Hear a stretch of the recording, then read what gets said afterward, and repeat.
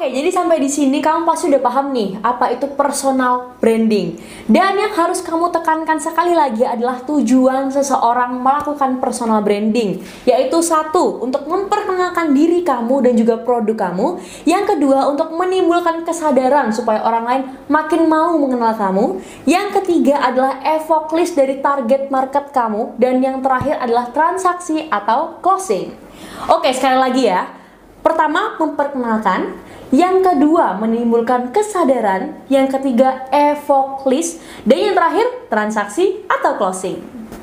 Dan faktanya sebenarnya dengan personal branding seperti ini, orang itu akan lebih mudah menerima produk yang sedang kamu tawarkan.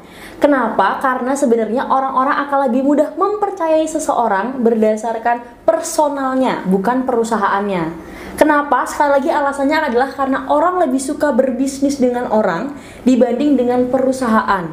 Alasannya tentu saja karena orang dengan orang akan menimbulkan ikatan emosional dibanding dengan orang dengan perusahaan. Jadi nggak bakal kaget lagi kalau kamu nemuin banyak banget di luar sana orang-orang yang membeli suatu produk bukan karena produk ini merek apa atau perusahaannya apa, tapi karena siapa yang menawarkan produk tersebut.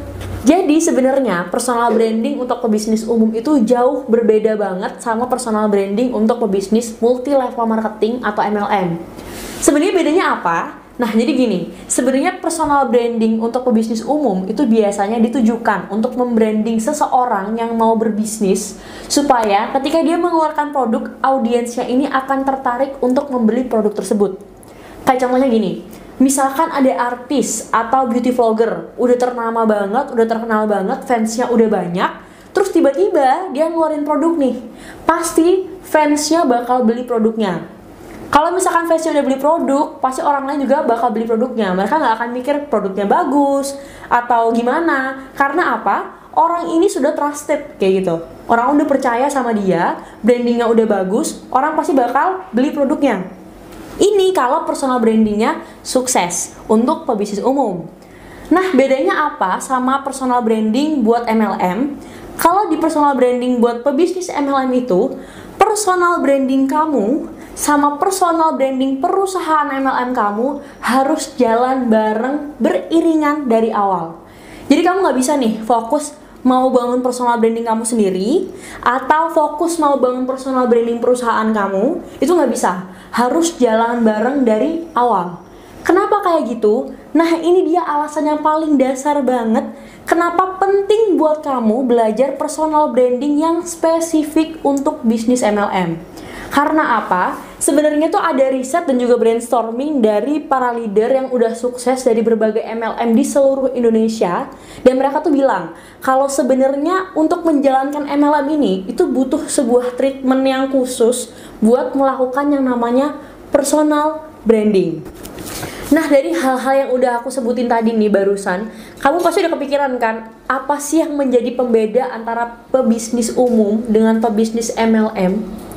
Karena apa? Sebenarnya di luar sana itu masih banyak banget oknum-oknum yang kurang bertanggung jawab yang menggunakan kedok MLM padahal mereka lagi menjalankan bisnis Ponzi.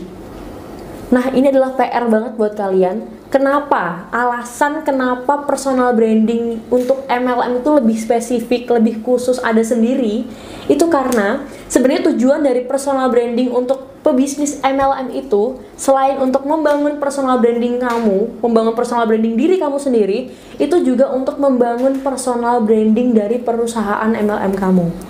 Ini adalah alasan yang harus banget kamu tahu kenapa personal branding kamu dan personal branding perusahaan kamu harus jalan bersama.